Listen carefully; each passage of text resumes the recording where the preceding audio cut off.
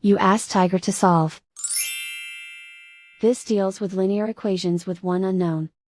The final result is x equals 7/3. Let's solve it step by step. Simplify the expression. Group like terms. Simplify the arithmetic. Group all constants on the right side of the equation. Subtract 14 from both sides. Simplify the arithmetic.